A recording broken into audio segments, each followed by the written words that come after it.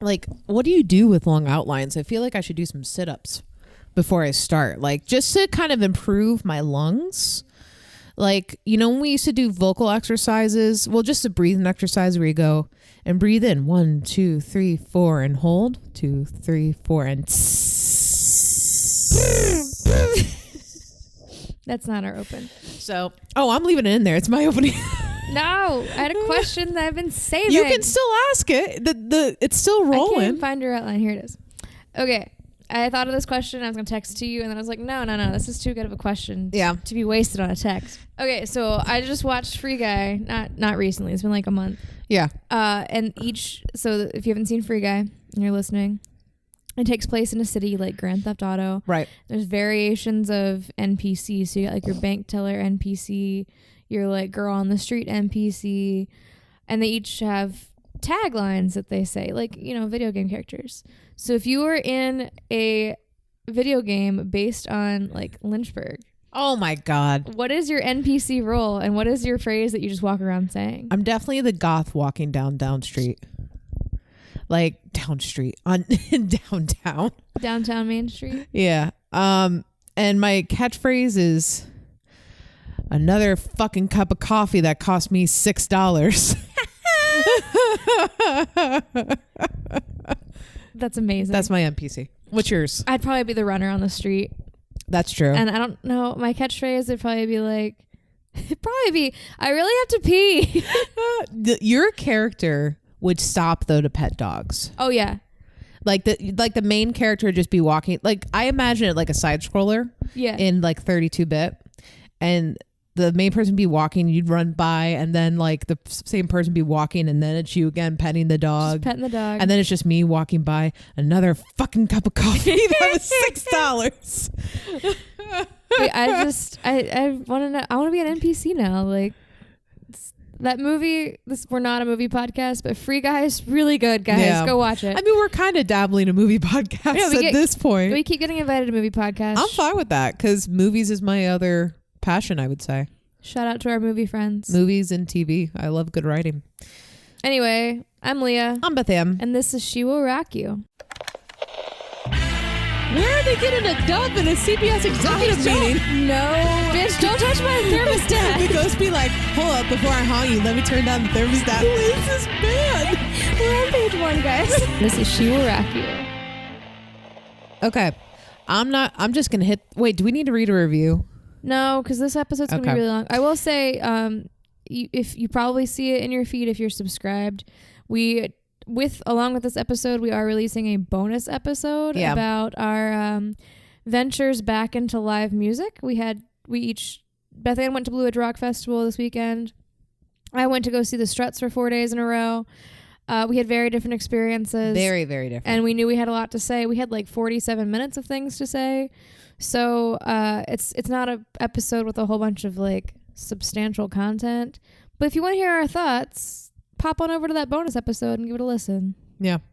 But like I was saying in the intro, I kind of had to hit the ground running because I broke a record in how many pages I wrote, which I was not expecting, by the way, because I started this outline on Saturday. I started researching. I was researching throughout the week. Like I normally will, I know I'm going to cover an artist and I'll get a head start on reading because that is the longest part of research. Because I'll, build our outline off Wikipedia, and then I personally will watch a documentary, read some articles to support it. So I try to get that reading done. But I watched a documentary on the way home from Charlottesville on Saturday, and I wrote 6 pages alone on Sunday, and then I wrote another 5 pages on Monday. It's a quality documentary. Yeah. Oh, it was a great documentary. My documentary I watched this time was not that substantial. It was VH1 behind the scenes. That's what I watched. Yeah, they usually, honestly, they did a good job. But I also watched another one on top of that. It was another VH1 special from the early 2000s, but it was just focusing on like Metallica. Like not behind the scenes, like the whole scene of metal during the days, so they had different content, and then I built it off different articles. But anyway, so let's just get into it because I also wrote 2 more pages yesterday. So like it is the longest thing I've written. I'm really excited for this because I literally know nothing about Metallica. Oh, this is going to be a fun one. There are some things in here, Leah.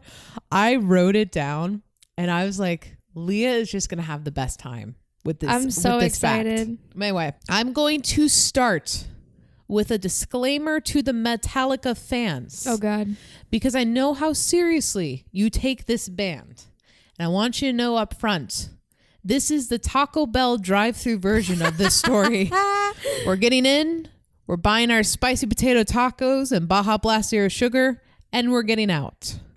And we do this because we like to keep our episodes to an hour. This one's probably going to go over an hour because there's just too much to cover. And I'm actually going to focus just on the 80s into a little bit into the 90s as my time frame. Like, I'm not really getting into the 2000s except for like the legacy part of it. So I'm going to ask you, if you are looking for an episode that discusses Lars' drum fill from a random Milwaukee show in 1987, or commentary on what key James's "yeah" is in, this is not the episode for you. You have found the wrong podcast. We are a greasy, spicy potato taco, and you're just looking for the prime rib taco from a fancy restaurant. I understand. You know, I'm sure that podcast exists somewhere else. And it's not here.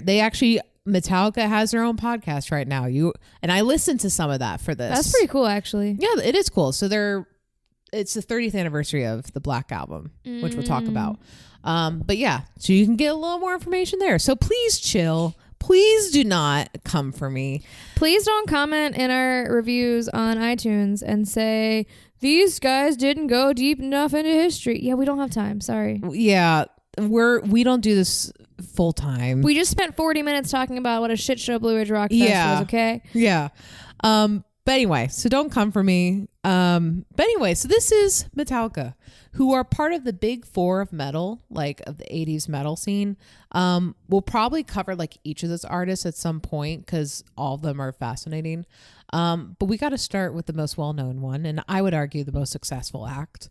I'm also doing something a little different this presentation in that I'm not talking too much about the music. So normally I'm still going to take you album by album, but I'm not going to go like, here are the hits off this album. This is why the music's different, because truly there's just so much more history. And I want to cover a little bit more of the story, and you can kind of fill in the gaps for the songs because everyone has heard a Metallica song at some point in their life. So let's just go ahead and we're going to start by talking about the members.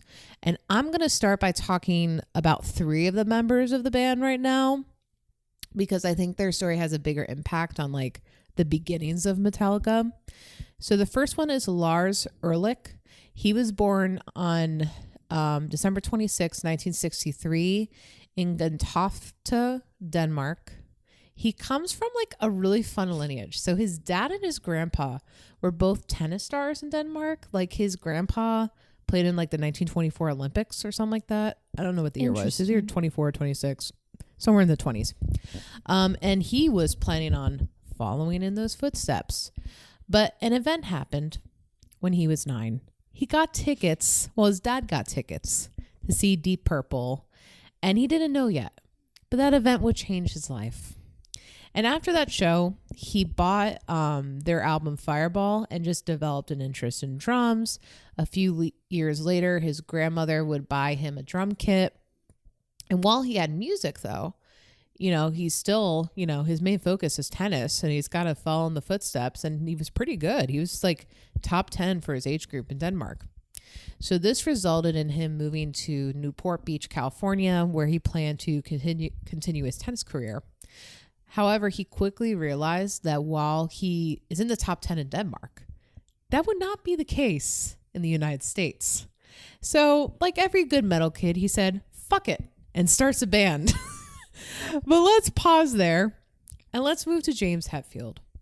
James Hetfield was born on August 3rd, 1963 in Downey, California. His mom was an opera singer at one point, and his dad was a truck driver. He has an interesting upbringing, to say the least. But before I get into that, let's talk a little bit about his musical beginnings, because he grew up playing piano. His mom saw that he like would become a musician because he would just go up to the piano and like bang on it. And she goes, that kid's going to be a musician. So she got him lessons at age 9. And then his brother let him play on a drum kit. He would bang on that. And then at 14, he got a guitar, which is his main instrument. I'm assuming around his teenage years is when he started listening to Aerosmith, Black Sabbath, and Queen. And while in high school, he would play in a few bands that would cover these artists. But here's where the interesting part comes in, because he grew up in a strict Christian Science home. Do you know anything about Christian Scientists? I actually don't. Okay. So for those who don't know, and I went to Wikipedia to make sure because I didn't want to inaccurately represent them. But Christian Scientists believe that the physical world is an illusion and the spiritual world is all there really is. So therefore, they strongly disagree with using medicine, but rather use prayer. However, because I knew about them, but I was under the impression that they will never receive medical care. Mm-hmm. Like they just flat out refuse. But that's not the case according to Wikipedia. It's that they just strongly disagree with it unless they absolutely have to. Interesting. So I bring this up because Lars's mom develops cancer and her beliefs led her to try and treat it with prayer instead of medicine. Now, she did unfortunately pass, and that would really shape James's music. And you hear that on certain songs that he plays. He openly writes about like being upset about that. Yeah. But yeah, his mom passed when he was 16 and he went to go live with his older brother. We're going to pause and we're going to move on to Cliff Burton. Cliff Burton was born on February 10th, 1962 in Castro Valley, California. His dad was integral in his musical journey, introducing him to classic music and having him take piano lessons. However, when he was a teenager, he discovered rock and heavy metal. And then age 13, he picked up a bass. He did so after the death of his brother, and he told his parents he was going to be the best bass player ever in honor of his brother. Aww. Yeah, it's really sweet. So he would like practice 6 hours a day, and it showed. Like this dude is an absolutely insane bass player. But so he had a few bands in high school. One was called Easy Street, another was called Agents of Misfortune. But his big break came with a band called Trauma. So I'm going to pause his story there, and we're going to find out how these batch of metal hooligans found each other. Well, Lars knew a friend who was putting together a metal compilation album, and it was going to be called Metal Massacre. And he asked his friend, "Can you save me a spot?" And the friend said, "Yeah." And Lars then goes and forms a band. And he does so by putting a wanted ad in a newspaper. Hey, that works. And it was something like drummer seeking band members in a metal band. And James Hetfield responded to that ad.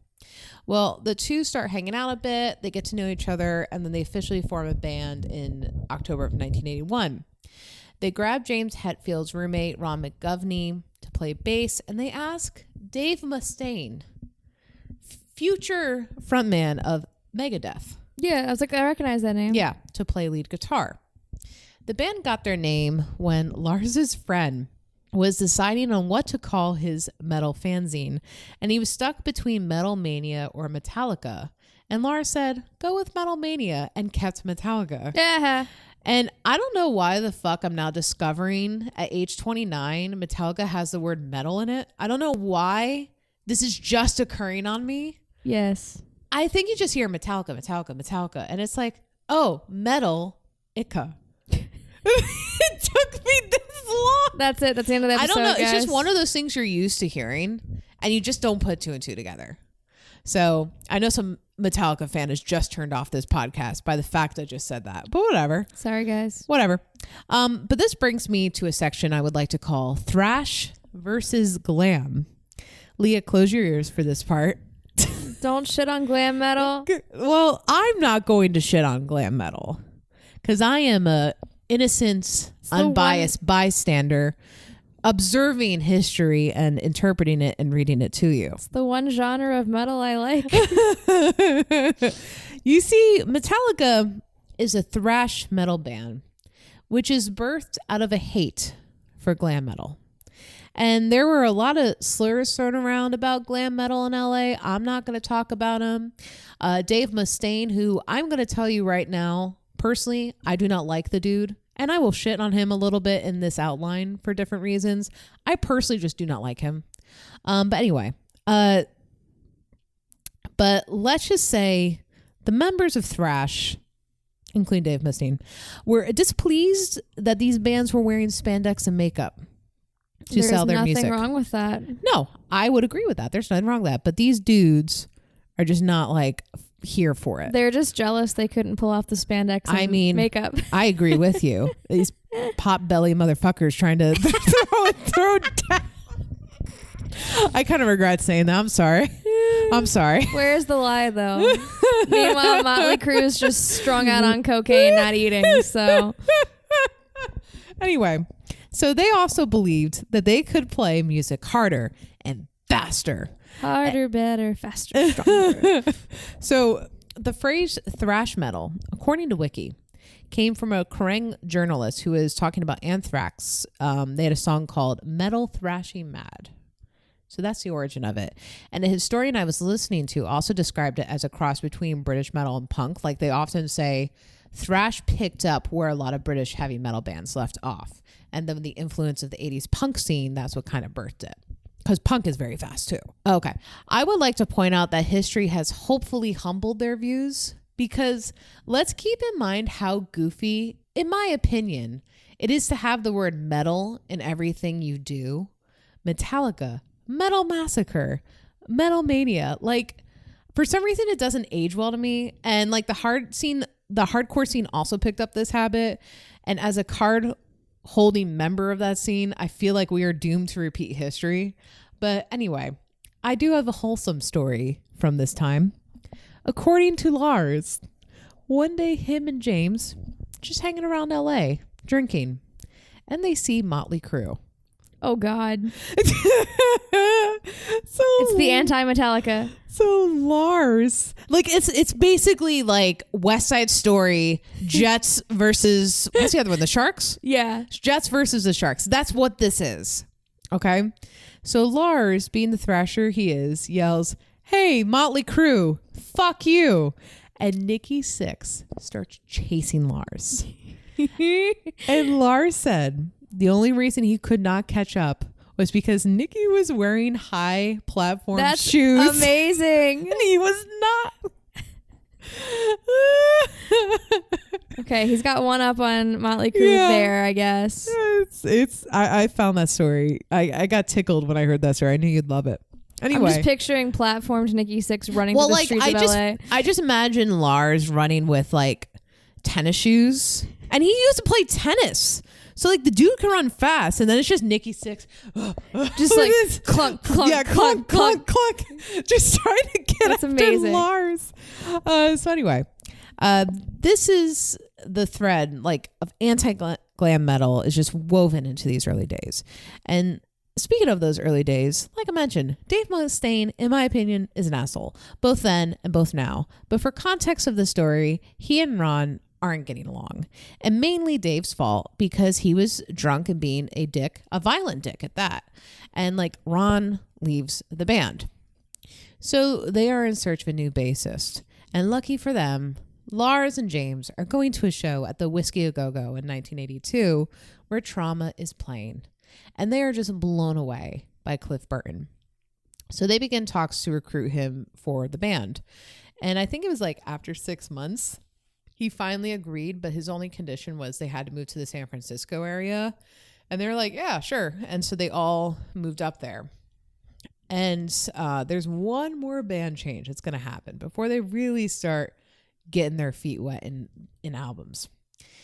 So while we're still in 1982, the band released a demo tape called No Life Till Leather. And it was distributed by cassette tape and circulated around the metal scene. And a record store owner in New Jersey named John Zazula, or Johnny Z as he went by, heard this cassette. Here's what's wild to me. This thrash metal scene gained traction just by fanzine and bootleg cassettes and like college pirate radio. Mm-hmm. Like that's pretty much it. And for this thing to travel from California to New Jersey is a pretty fucking big deal. Yeah. And like, I mean, it could have been super easy, but like, I'm kind of doing some reading between the lines here. Like, that's kind of nuts.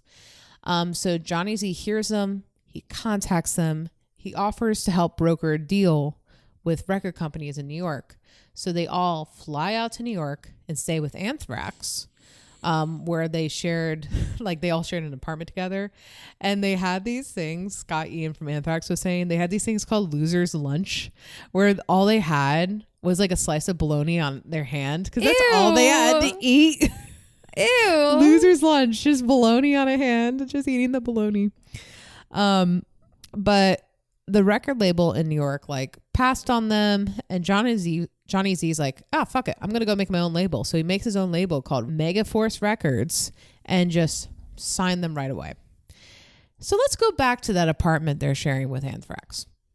Dave Mustaine, who ages like a fine jar of mayo and gets worse over time, is causing a lot of tension in the band. He would get drunk, which the rest of the band would do, because they were actually had this little name called Alcoholica that other people used to call them. Oh my God. But his problem lied, like where most of the band would, be fun, play pranks on each other. He would just get violent and they would just start clashing, and it just was not a good match. So one morning, according to Dave Mustaine, he wakes up and the band is just standing over him. And they say, "You're out of the band." And he says, "When does my flight leave?" And they put him on a Greyhound bus and send him home to California. But like I said, his story is going to pick up with Megadeth. He's going to do just fine. But, that's him in and leaving the band. So after Dave left, they hired on the same day Exodus guitarist Kirk Hammett, who has stayed in the band to this day. Now, it's not fair we cover the other three. I just want to give some quick points about Kirk, because I think he was like the cutest kid growing up. Like, I would have hung out with this kid. So he was born on November 18th, 1962 in San Francisco, California. He loves horror films, like really cheesy sci-fi horror films. Interesting. And it all started when he was 5 because he got into a fight with his sister and sprained his arm. So his parents were like, just go sit there in front of the TV. And an old cheesy horror film came on and he was just hooked. So he would get milk money and he would sell it for horror comics. And then he got interested in music from listening to artists like Jimi Hendrix and UFO. So he then proceeded to sell his horror comics for music records. And then at age 15, he got a guitar. And when he was in high school, this is pretty cool. Like, he was friends with Les Claypool, who would go to form Primus, which is a cool band.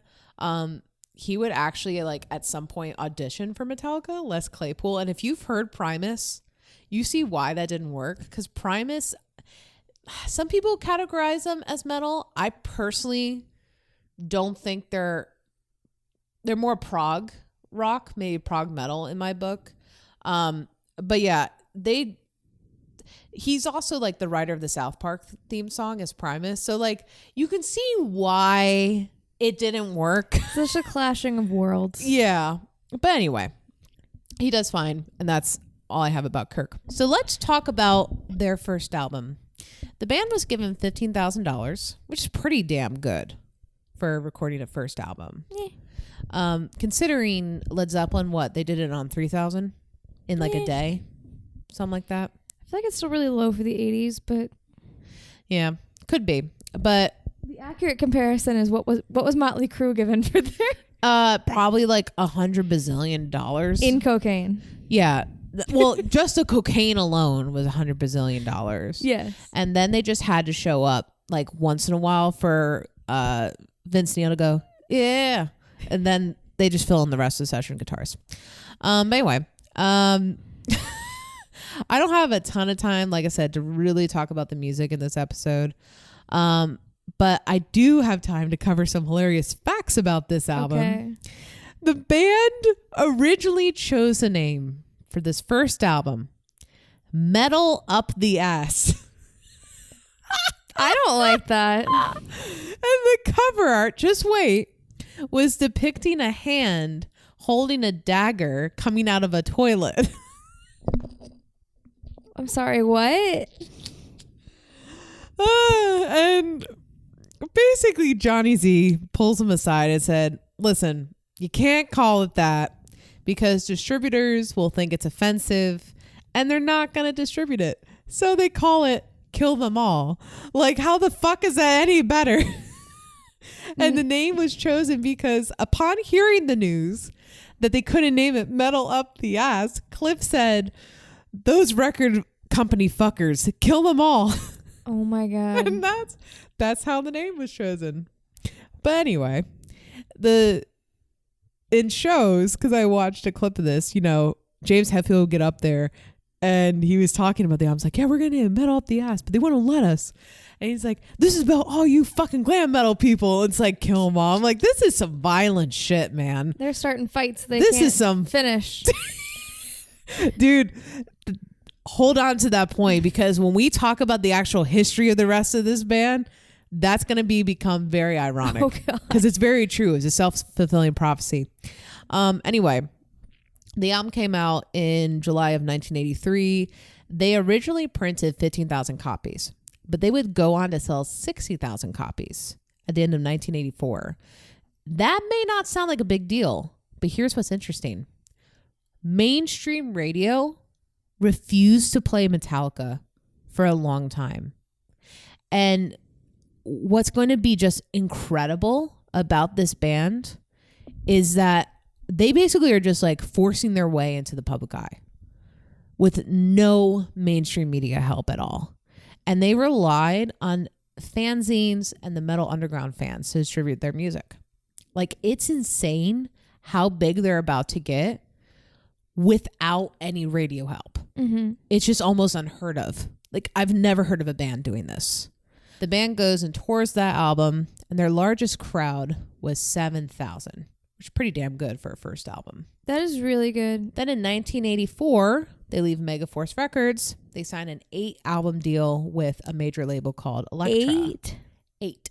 That's a huge deal. I think they're still on Elektra. I may be wrong on that. Don't quote me. So you could say things are getting good for the band, though. Yeah. And then they go back into the studio. This time they're in Denmark recording, which they'll record a couple albums there. And the second album they record is called Ride Lightning. I can guarantee you've seen the cover art. Yeah, you've seen the cover art. One thing I did want to highlight about this album is it reached number 100 on the Billboard 200. No radio exposure. That's really good. Unheard of. And they initially pressed 75,000 in 1984 and sold 500,000 by 1987. Dang. Yeah. And then when they went to tour this album, their biggest show, which was with Bon Jovi, which is an interesting pairing. That is a very interesting pairing. Very interesting pairing. That crowd size was 70,000. So think about that. They went from playing a crowd of 7,000 to 70,000, a tenfold increase with no radio exposure, just word of mouth and getting on the right tours, all within a year or two.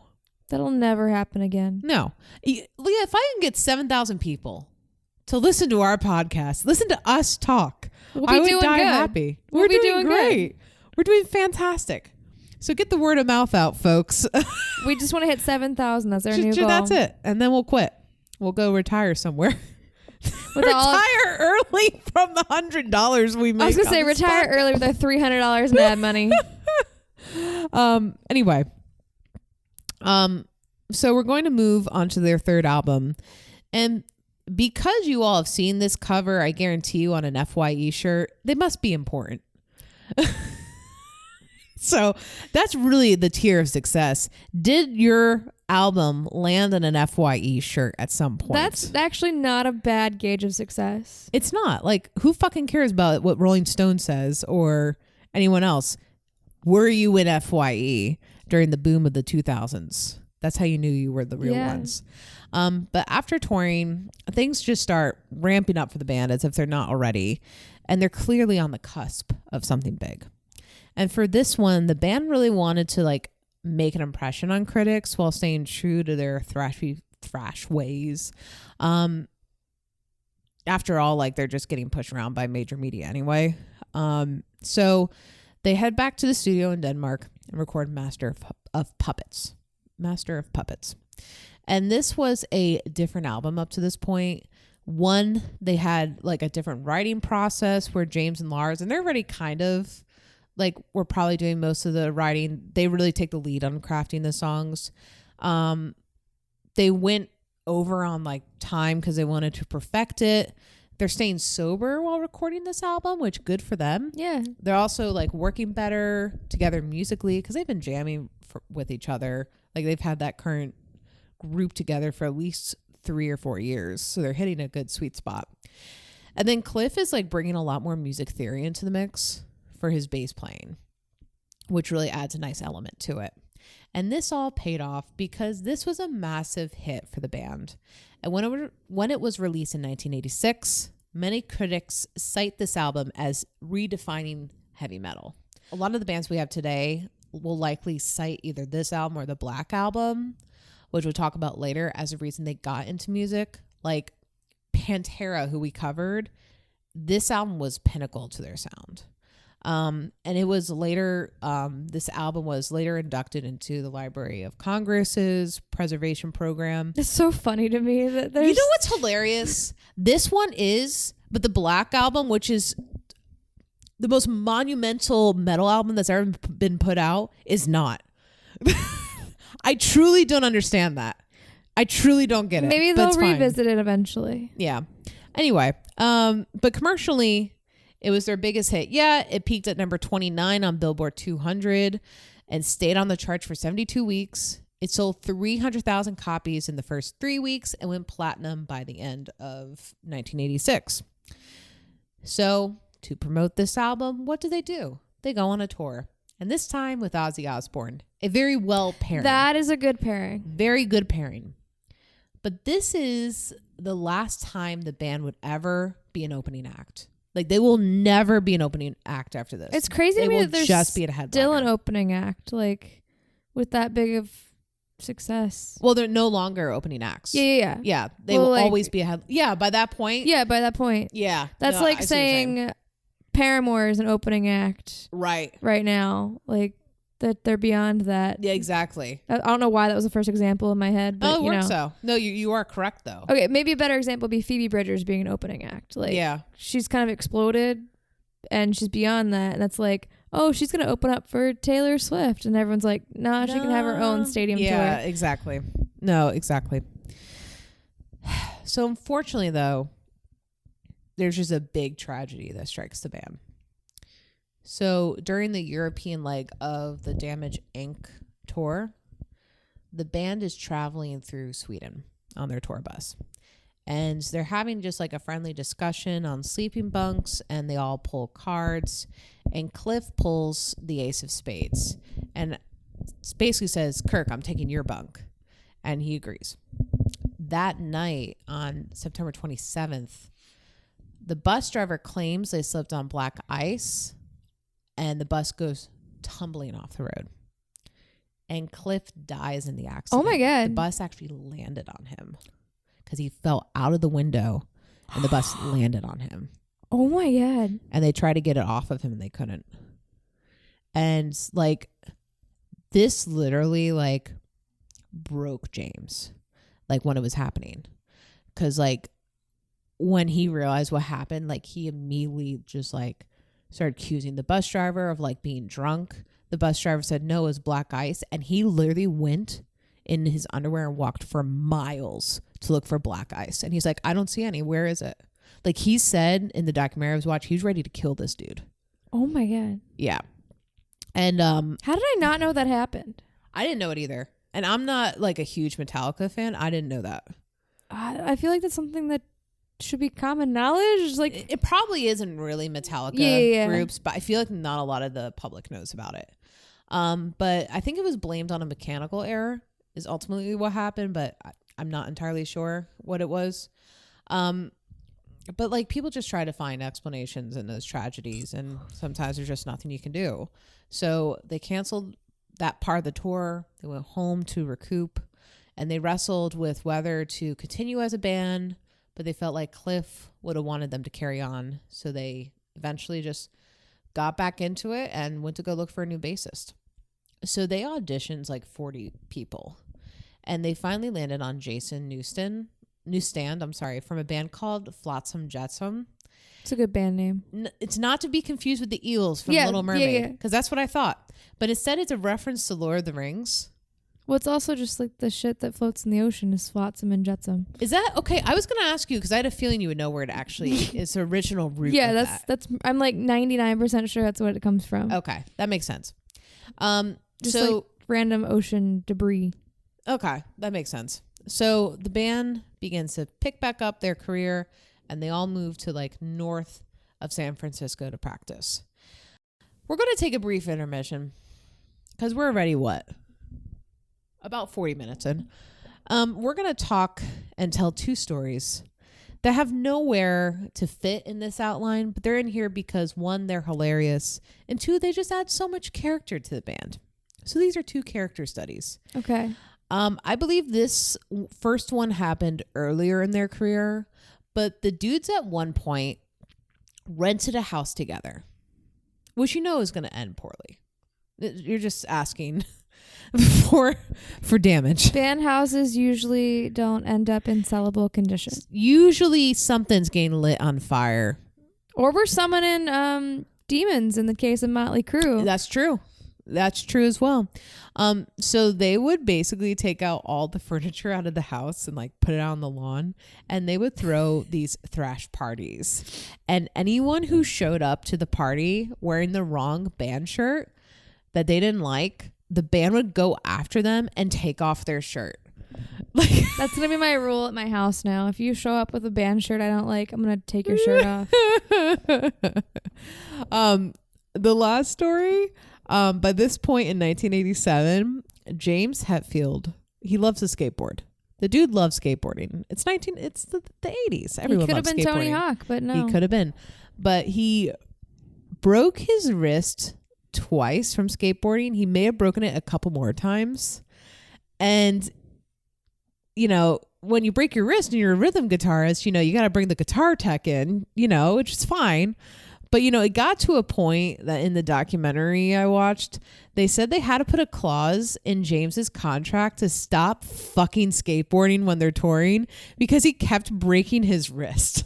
Yeah, maybe you should just stop after the second time, bud. Yeah, maybe, you just got to sit and be like, I'm getting a lot of money. Maybe skateboarding to use my hands is not the career path for me. My brother broke his, was it his wrist or he broke something skateboarding. My mom built a little pipe so he can do a little grind move on it, and he flip, broke. Yep.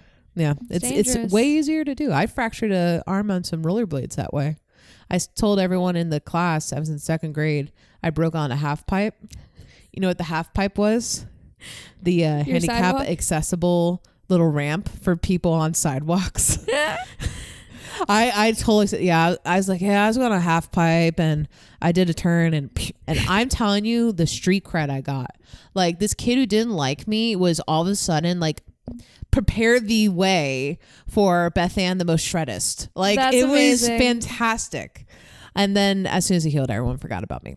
Anyway, the band is working on their fourth album at this point, called And Justice for All, with the new bassist, Jason Newstand. I'm not going to spend too much time on this album, of course, but we're going to cover the quick facts about it.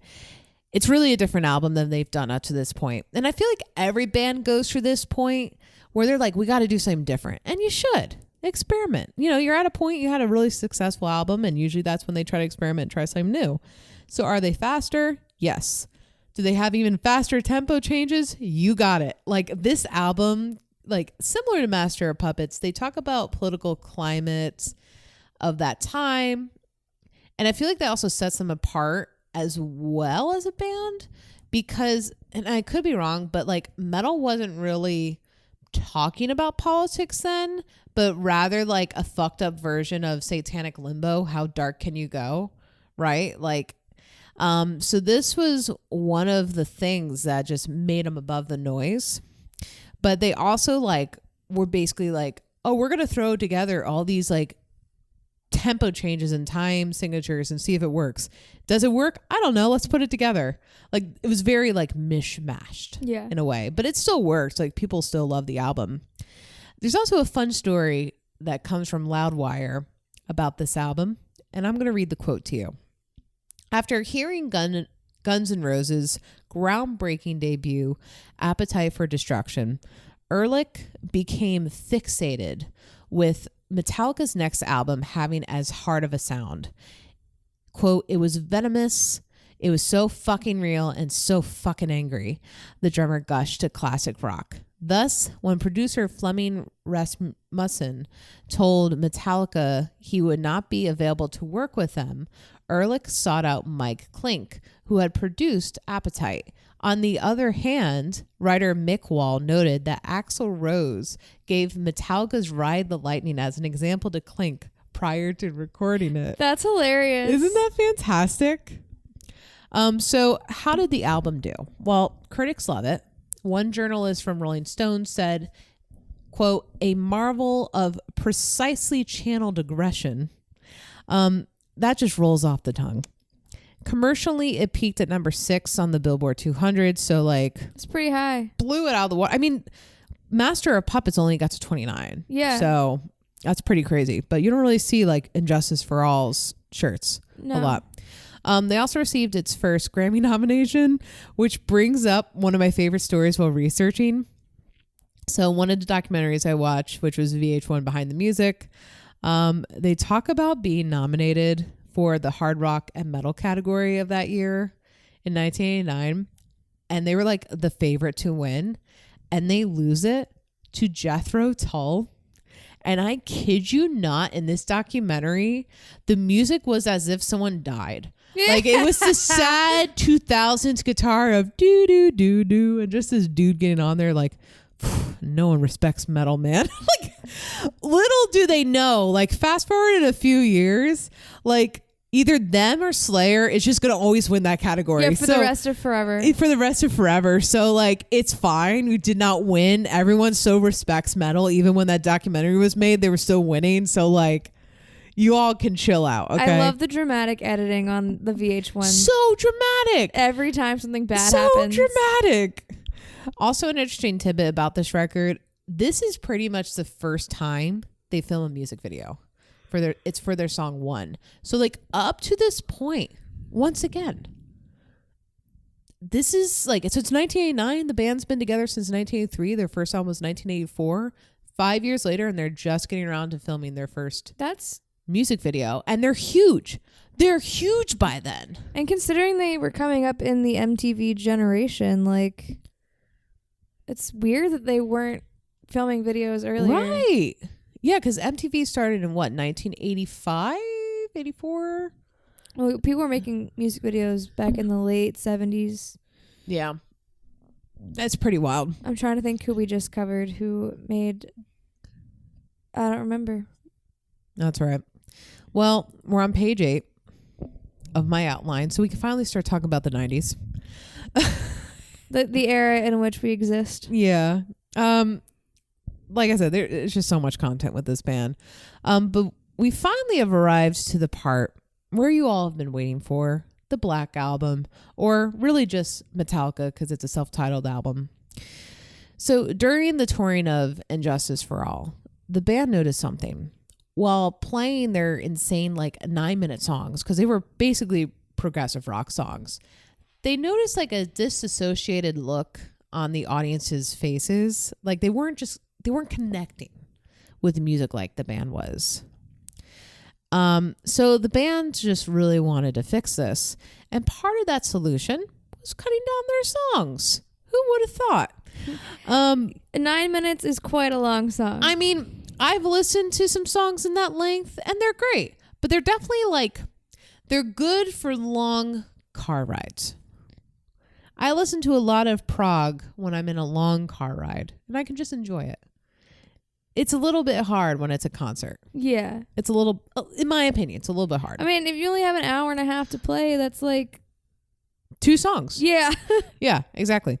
Another solution was finding a new producer to give them some new inspiration. Meet producer Bob Rock, not to be confused with his brother, Bill Roll. Oh my God. You know, you got to throw a dad joke in because you're talking about dad rock. So, you know. Dad rock. Someone out there is just turning off the show because you call Metallica dad and yet rock. Some of them have just turned it up louder. So, this is a separate of the wheat from the chaff, like meet the wheat of Kansas. The meat and wheat. The meat and wheat. If you haven't listened to the bonus episode, I found out this week that Kansas's VIP package for their tour is called the meat and wheat package. That might be the best fact I've learned this week. It's incredible, and I'm going to try to win tickets to that show. Please if do. Our radio station gives them away. I live off, I am the Job of the Hut, the growth on Leah when it comes to these tickets, because she has the energy to put in a bunch of Entries submissions every single day. Yeah, and then she gets them, and, you know, I get a phone call sometimes. Sometimes I feel bad when I win multiple in a row. I don't. And then I remember that iHeartRadio owns all of our radio stations, and I say, nah, fuck them. No, and they're getting to the podcast scene and stealing our friends' podcast. So, you know. Yeah, so fuck I will off. take their concert tickets. But anyway, so Bob Rock is not the likely candidate for the job, mainly because he works with bands that are more in the glam metal scene. They need Bob Metal instead of Bob Rock. No, that's the uncle. Okay. Tim Metal is his name. Tim Metal. Tim Metal. But he is specifically known for working with a little band called Motley Crue. I love this. How the tides have turned. But basically, the band's not interested in the artist he's produced. They're interested in the sound he's getting in his albums. So they hire him. And it's not the perfect match professionally because him and James are just butting heads quite a bit. But sometimes you need that. Sometimes the most successful albums is when you got the producer pushing you creatively. Yeah. And I think he was definitely successful in that. Because while their last album was wild as fuck, you know, it helped them to edit, rethink some of these songs. There's also a humbling moment during this recording. In an article from Mental Floss, and I'm just going to read the blog quote here. Rock asked the band what the deal was with all their songs being in the key of E. Metallica believed E was the lowest note. They were unfamiliar with drop D tuning, and Rock informed them that on the Motley Crue Dr. Feelgood, the band tuned down to D. So Metallica then tuned down to D, and that's when the riff for the song Sad But True really became huge. It was this force that you just couldn't stop no matter what. Here's what I love. I love that they couldn't be outdone by Motley Crue. And yet, why do I see Nikki Sixx sitting in a swivel chair, his legs crossed with his high platform shoes, laughing that he was lower and by law more brutal than Metallica for once? Okay, how the fuck do you get this far in your career and not know drop D tuning exists? This goes back to sometimes you shouldn't shit on other genres of the same umbrella of metal. I can't Maybe you should learn from each other. Also, just a thought. I can't even really play guitar, and I know drop D tuning exists. Yeah. How the fuck do you not know that? They are huge at this point, mind you. Yeah, they've been playing guitar for like 20 years too. They just discover it. They now. never just like struck up a conversation with their friendly neighborhood guitar tech. Well, you know, they couldn't ask Nikki Sixx because, you know, they were too busy saying Anthrax? fuck you. What's Anthrax doing over there? Oh, the fuck if I know. I haven't read their outline yet. I haven't read their research or wiki page. I'll let you know. Are they tuned to drop D? Probably. I don't know. They just don't talk to each other. This is like the weirdest thing we've ever talked about on the show. I'm so offended on their behalf that they didn't know this. Leah with her pink Fender guitar is offended. I'm offended on their behalf. That just makes them look... I wouldn't admit that to anybody if I knew that. Dude, it's amazing this came out like in a Mental Floss article. I would not admit that to anybody. It's amazing. But anyway, so the band also tried. Enter Sandman. Enter Sandman. The band also tried a new songwriting style. For example, the song Nothing Else Matters. Also, according to Mental Floss, and shout out to their article, 11 Heavy Facts About Metallica.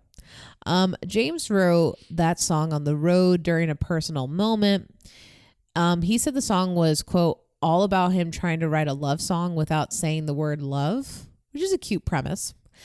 He then played it for Lars, and Lars is like, that's cool, man. And then James is like, yeah, man. And it was just, this kind of connecting moment. They had a bro moment. Yeah, bro moment. And then he plays it for Kirk, and Kirk said, quote, all I could think of at the times was James wrote a fucking love song to his girlfriend. That's just weird. Why is that weird? Because they're metal, Leah. Their first album was going to be called Metal Up the Ass. They can't write a love song? No. This is where Motley Crue is superior. They can't, Leah. Motley Crue has emotions. What the fuck are you talking about? Emotions. I just banged my head on the couch. Felt so passionately about that. Motley Crue has feelings. But never to fear. So like Metallica was worried, like James specifically, when they put the song on there, he's like, dude, are the people not going to receive these songs well? They were pretty well received. And Elton John has some fabulous commentary about this song. And basically, like, so recently Elton and Miley, who also has like, I think Watts is on it, Robert, and Chad Smith from Red Hot Chili Peppers. So they just have this amazing cover of the song Nothing Else Matters for the Blacklist album, which we'll talk about in a second. And it's also going on Elton's new album as well. I fucking can't wait for that album. That album, it too. Okay, it's total sidebar. Yeah. Stop listening to this podcast for like 2 seconds and just go look at the track list for Elton's upcoming album. It's fucking insane. Oh, it's incredible. But basically in this interview I was watching with Elton and Miley was there and the band was there. I think it was Howard Stern. Like Elton basically says like, this is one of the best songs ever written, and like makes James Hetfield cry. Aww. Like it's such a sweet moment of musicians across spectrums just having like a general love and appreciation for each other's music. You have to send me that video so I can put it in the show notes. Yes, I'll send it to you. It's pretty great. Back to the actual producing of the album. It was remixed 3 times, which I love how Wiki words this. Quote, the Black Album was remixed 3 times, cost US $1 million. What? And ended 3 marriages. Oh, no. I think it was Kirk, Lars, and James. They all suffered. That's the whole fucking that's band. What this is 3. Yeah, one of them was either single or was still married. I don't know what it was, but yeah, that's. But a couple of them were going through divorces, which we know from rumors. The best albums are in the midst of a divorce, folks. I'm sorry. You want to write good music? Time to get those prenups ready. Like, yes. Let me tell you what the secret is to a banging music winning album. You got to make a sacrifice. I'm sorry. So the songs were different. They're more personal, cost a shit ton of money. They tried out a new producer, but was it worth it? You likely know the answer to this, and just in case you don't, I'll tell you. This album is like the juggernauts of juggernauts. I can't actually think of a bigger album in metal, honestly.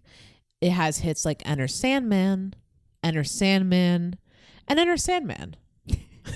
Which, if you're from the Blue Ridge, Virginia area, you know as the sound that Virginia Tech players enter to. Yeah, very true. Start jumping. But also has Nothing Else Matters and Sad but True were also really big hits. It debuted at number 1 in the Billboard 200. It sold more than 500,000 in its first week and has sold, according to a recent article I pulled from Kerrang, like just, I think it was at the beginning of this year, 30 million copies. I don't think I realized. Of just this album. Yeah, I don't think I realized. Just this album alone. How big that album was. Like, I didn't. Yeah. I just assumed because my dad listened to it that it was. It's a monster. An album. But I didn't know it was number 1. Yeah. It's basically on a list on Wiki called List of Best Selling Albums. Like, I haven't seen that list yet. No, maybe we for really haven't Fleetwood, made I it saw there. that list maybe. But anyway, in late 2018, they also hit an insane milestone of being on the Billboard charts for 500 weeks. How many years is that? Is that 10 years? Yeah, it's 52 weeks in a year. 52 weeks, yeah. That's crazy. Isn't that insane? Critically, it's just praised up and down. It's ranked number 235 on Rolling Stone's 500 greatest albums of all time. The old list. I'm assuming we're getting a new list. Well, we just soon. got the song one. Yeah, the greatest songs of all So time. I'm assuming the album list is coming as well. Yeah. The one they had was really good. Everything was solid in the top 50, except for like Daddy Yankee's Gasolina was number 50. And I'm like, surely it cannot be this song in number 50. I don't know why. Like, I feel like there's just other songs that could have taken that spot. I guess the cultural impact. Oh, that makes sense. They seem to, on this is the songs list. That makes a lot more sense. They seem to have weighted the cultural impact of a lot of songs because, like, Kanye's number 500, which personally I wouldn't put a Kanye song in the top 500, but some of his albums do have, or some of his songs have, and I almost said agricultural impact, God. And a cultural impact. Yeah. And I can see Gasolina. I can understand that a little bit more when you put it that way. Yeah. I just think of middle school dance. You know? I think of Grand Theft Auto. Where you weren't allowed to grind on each other, like, but you wanted to because that song came on. We didn't play that at my school. Oh. That's what you get when you go to New York schools. Yours was don't turn the lights down low. But where is the lie? Anyway. So it's just one of those albums that, in my opinion, both defined and changed a genre, if that makes sense. Like, it showed you what it is while introducing new progressive elements of where it can go. And for a while, it did guide a torch of thrash until the scene started dying around 1992 or 1993-ish. Punk Rock MBA, who I refer to a lot because whenever I do anything metal or punk or hardcore, he has excellent videos. He cites that Pantera's it's the vulgar, I can't even think of the name of it. It's a dude getting punched. That album like is what started killing it, because they went more into a groove metal direction. Like, they took thrash and they retranslated it into groove, which groove is a lot slower. I'm just thinking of the TikTok you sent me that was explaining different metal subgenres with Star Wars characters. Yes. That's perfect. You can just pick that in your mind. Which just leads us to a quick summary of the rest of the 90s, because I can't talk about it all. So I'm just going to give you a quick summary here. So the 90s was a pretty successful time for this band. And by that point, I mean, they've already sealed their legacy. That's how huge the Black Album was. However, some wild ass things happened that we got to talk about. For one, there's this infamous show in Montreal that happened in 1992 where both Guns N' Roses and Metallica were co-headlining. It was a tour. Wow. And during that set, the pyrotechnics team screwed up. And it was a big ass screw up, to the point where James was standing on stage and like the little fire blast, like tornado thing went off. And luckily he survived, but like he sustained 2nd and 3rd degree burns on his arms, legs, and face. What saved him was his guitar, because it shielded him from a big chunk of the blast. Oh my gosh. But thankfully he's okay, because that was like some of the scariest shit ever. Like they played a clip of it in the documentary and it was so scary to watch. And like, this is kind of gross, so if you're not a big gore person, like fast forward a smidge. But like his skin was boiling up bubbles. Yeah. From like how hot it was. But because he's a trooper, he came back like 17 days later. Damn. Or something like that. And luckily his guitar tech was well prepared due to the times he broke his arm during skateboarding. So that worked out nice. But wait, that same show gets worse. Because after that happened, and they had to cut their set short. And, you know, Metallica, as they're getting older, and I'm going to talk about this more, you can definitely see them maturing. And they got on stage and like, guys, James is going to the hospital. I'm so sorry. We're going to have to cut this set short, but we are going to come back into town. We are going to play a full set. We make you this promise. Like, they're just really a class act. They're really, you know, because there's not much you can do in those situations, right? And then Guns N' Roses takes the stage, and Axl Rose throws a fit. Because he's a fucking asshole. Because his monitor sound is not that good. And he just walks off stage and refuses to play. So the rest of the band goes off stage.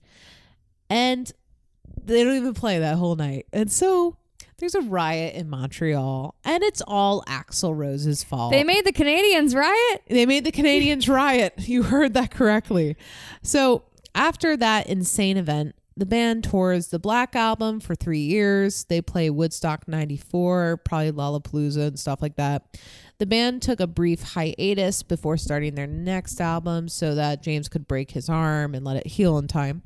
And they called this album Load in 1996. I'm not going to talk about it. I also don't really care for the cover art either, but it's this artist dude who uses bodily fluids to make his art. Ew. All of them. Ew. All of them. And so I'm not a big fan of that type of art scene personally. Nah. Not really my scene, but if it's for you, good for you. Good for you. It's the recurring theme of this Metallica episode. Yeah. So that album comes out, and during this album, because, you know, they went on hiatus and then they made an album and then they show up for a show and the long hair is gone on all of them. And it freaked out a lot of fans to the point where VH1 had to talk about it. Oh my gosh. They were all just so mad. I mean, I would have the same reaction if the Struts all cut their hair. So yeah, fair. Yeah. And then in 1997, they released a double album called Reload. And then they put out a compilation album called Garage Inc. in 1998. So as far as for legacy, like I mentioned, I'm not going to have a ton of time to talk about the 2000s here. Only the notable highlights. Starting with probably the most notable, the 2000s. Metallica sued Napster when they leaked their song I Disappear. I forgot about Napster. And pretty much killed the software. And Josh and I were talking, like, it didn't age well because while I understand, it's these rich dudes suing just a tech company over music that, you know, they're probably going to make their money back anyway. So yeah. But anyway, and then after a decade with the band, Jason Newsted left due to creative differences, and they hire Robert Trujillo, I think is how it's pronounced. I apologize if I butchered that, who is still with the band. In 2009, they were inducted into the Rock and Roll Hall of Fame. They have received 23 Grammy nominations up to this point. So like I said, they're fine. They're also one of the most commercially successful bands of all time and have sold 125 million albums worldwide. Like that's just insane. And that's pretty damn good for a band the radio would not play. Yeah. But I want to spend this legacy section on the story arc I see for this band while I look at their 40 years of history, which is disgusting that I have to say the 1980s was 40 years ago. Yeah, I don't think I realized it was 40 years. It's still like that. The 60s feel 40 years ago. Yes. And it's just not right. It's just not right. But anyway, one thing I'm happy to see in Metallica is growth. The band was smart over the years as they looked at other bands and saw what would not work. For example, what Axl Rose did by leaving the stage in Montreal after having a temper tantrum. Never take life advice from Axl Rose. Yeah. James Hetfield said, like, I learned not how to act that day.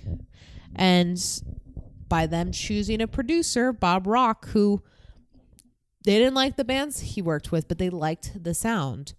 And even with that, learning a technique from a glam metal band that they do not like. And so while, yes, the band started out as, and there's just no way of saying this, but kind of children in the way they acted against other bands and just wanted to play thrash, the band adapted and grew to become the legacy artists they are today. This brings up something really important that happened very recently, as in this month. The band gave permission to an album to celebrate the 30th anniversary of the Black Album called the Metallica Blacklist.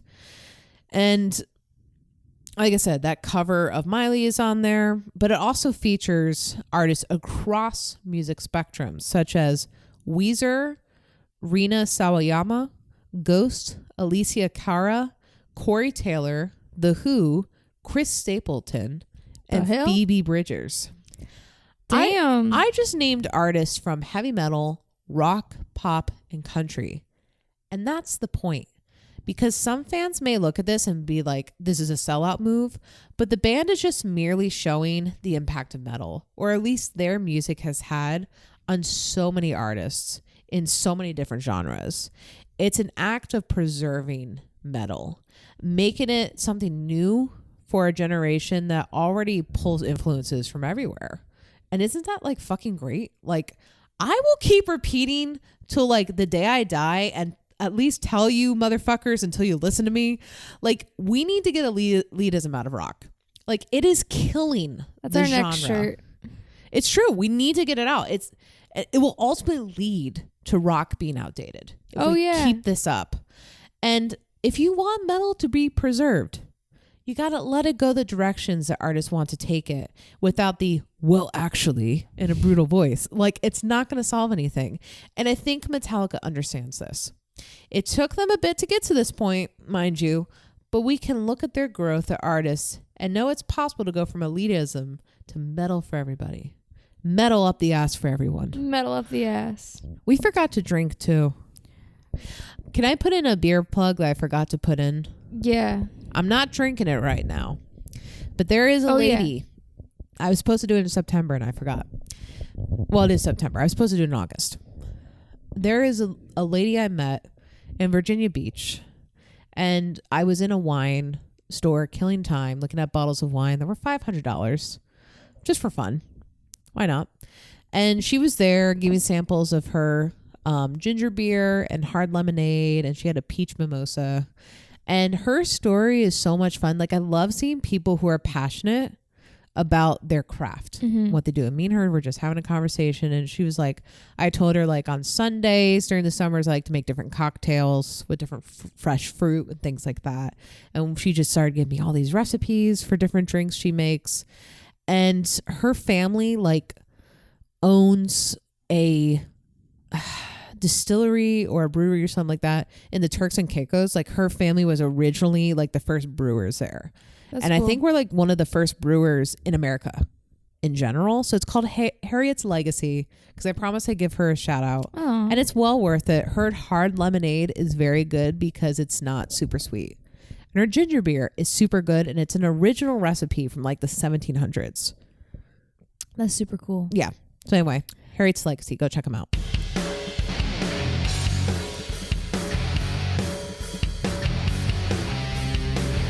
Thanks for listening. You can leave us a review on either Apple Podcasts or Good Pods. Download the Good Pods app. You'll find lots of cool things over there. Special thanks to Death of Fawn for our intro riff. You can visit our website, shewillrockyou.com. There you'll find links to our social medias, all the show notes, ways to contact us, and a link to our merch store. And remember, don't do drugs. Don't do drugs.